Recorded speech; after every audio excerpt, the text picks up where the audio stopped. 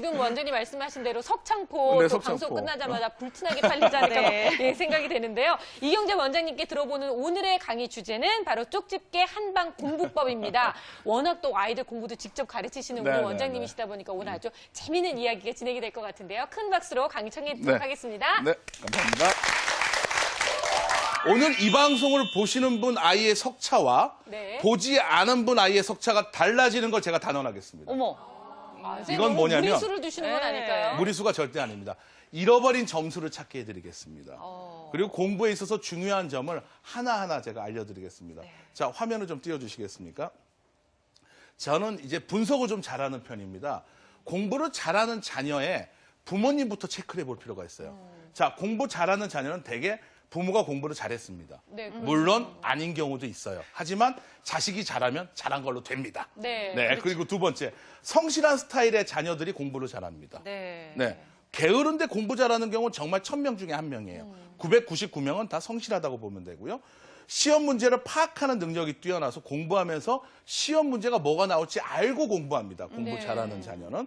그리고 건강한 편이에요. 네. 건강하지 않은데 공부 잘하는 경우도 그리 많지는 않습니다. 그러면 공부 못하는 자녀를 한번 볼까요? 부모가 공부를 잘한 경우와 못한 경우가 나뉩니다. 서울대 교수님 자녀분이 공부 못하는 경우가 아주 많아요. 예. 네, 그다음에 두 번째, 게으른 스타일과 성실한 스타일 둘로 나뉘어요. 네, 그다음에 세 번째, 문제를 전혀 파악하지 못한다는 공통점을 갖고 있습니다. 네. 보통 시험 문제를 보면 문제가 올바른 것을 고르시오 하면 틀린 걸 고르고요. 맞아요. 틀린 것을 찾으시오 올바른 걸 고르고 이렇게 문제 착시 현상들이 많은 캐릭터예요. 네, 그 네, 네. 이유가 뭘까요? 공부가 너무 하기 싫은 거예요. 아. 그래서 공부를 못하는 자녀의 공통점은 건강하다, 건강하지 못하다도 있지만 가장 중요한 것은 공부에 대한 동기부여가 없어요. 내가 이 공부를 왜 해야 되는지에 대한 열정과 동기가 없기 때문에 공부를 안 하는 것입니다. 그래서 우리 부모님들은 뭐라고 얘기하냐면 다 공부를 잘하면 훌륭한 사람 된다. 이제 그러면 안 돼요. 공부를 잘하면 네가 하고 싶은 걸 하고 재밌게 살 수 있다. 이렇게 얘기하셔요. 그렇죠. 예. 연예인이 되더라도 공부를 잘하면 도움이 돼요. 네, 그렇죠. 네, 네. 자, 엄마들이 잔소리할 때 공통점이 공부가 목표인 것처럼 얘기합니다. 공부는 원래 재미없는 거예요. 절대 목표가 될 수가 없었어요. 그러니까 자, 제가 어디 설악산에 놀러 갑니다. 그럼 운전을 해야겠죠.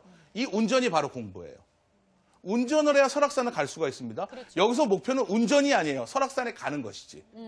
근데 다들 운전이 목표인 것처럼 얘기하는 게 공부에 대한 착각이에요.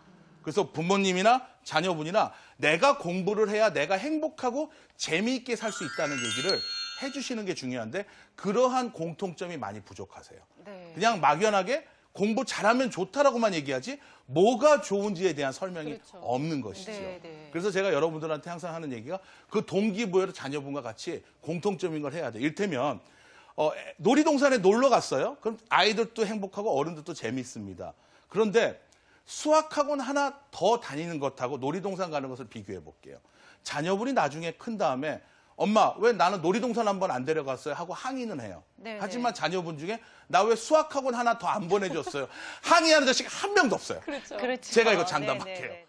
자, 공부를 할 때 중요한 게 비염하고 아토피 피부가 있으면 안 됩니다. 여러분, 자, 코를 다 막아보세요. 코를 막고 입으로만 숨을 쉬세요.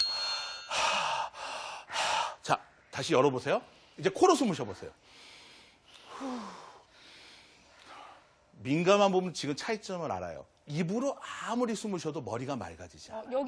여기까지 숨이 안 들어가는 것 같은데 갑자기 네. 코로 쉬니까 그러니까 여기까지 시원해지네요. 수현 씨가 똑똑하네요. 자, 이건 뭐냐면 코로 숨을 쉬어야만이 뇌에 산소 공급이 돼요. 그래서 우리 한국 아이들은 비염이 생기면 코로 숨을 못 쉬니까 머리가 아파요. 네, 네. 그러니까 제가 공부하기 싫었던 게 아니라 물론 하기 싫은 것도 있었어요. 하지만 1시간 이상 공부하면 머리가 아파서 공부를 못했어요. 비염이 생기니까. 네, 네, 네. 그런데 이거는 미국 아이는 해당이 안 돼요. 왜요? 걔는 코가 크잖아. 코가 좀 막혀도 이 숨 들어갈 통로가 있어요. 미국 애들은. 그렇지만 한국 애들은 비염 때문에 두통이 생겨서 조퇴설을 얘기하니까 선생들이 인정을 못하는 거야. 아니 왜 비염과 너 두통이 관계가 있냐. 근데 우리 한국 아이들은 비염이 생기면 머리에 산소 공급이 아니라 두통이 와요. 네네. 그래서 반드시 비염을 고쳐야 공부를 잘합니다. 그래서 아까 제가 총명차를 얘기했지만 비염이 있는 아이들에 대한 총명차는 바로 이 유분피하고 어성초예요. 제가 이거는 전에도 한번 얘기를 했습니다. 유분피 7g, 어성초 3g에 물 1.5리터를 넣고 1리터가 되게 끓이세요. 그다음에 그 물을 하루에 나눠서 마시면 됩니다. 어렵지 않죠? 네네. 유분피 7g, 어성초 3g입니다. 너무 많이 하면 써요. 차는 좀 은은하게 먹는 게 좋습니다. 그런데 이 유분피 어성초는 비염에만 좋은 것이 아니라 아토피 피부염에도 좋아요.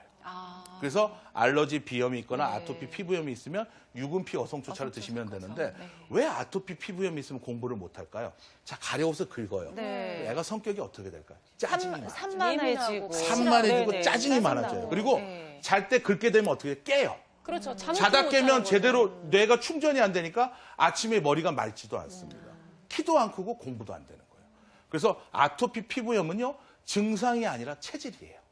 그래서 여러분들이 아토피 피부염이 있거나 비염이 있으면 정말 그것부터 고치고 나서 공부하라고 이야기를 하셔야지 네. 그것이 있는 아이한테 공부하라는 얘기는 정말 굉장히 힘든 여건이에요. 네. 그 다음에 세 번째는 뭐냐면 우리가 위장병이에요, 위장병. 잘 체하거나 소화가 안 되거나 또 대장질환, 과민성 대장이 있으면 어떤 일이 벌어질까요? 내일 중요한 시험이에요. 근데 배가 아파서 응급실 가면 시험 잘 보겠습니까? 못 보죠. 못 보죠. 그래서 정말 중요한 게 결혼하신 분들은 알아요. 왜 시댁 가기 전날 배가 아플까요?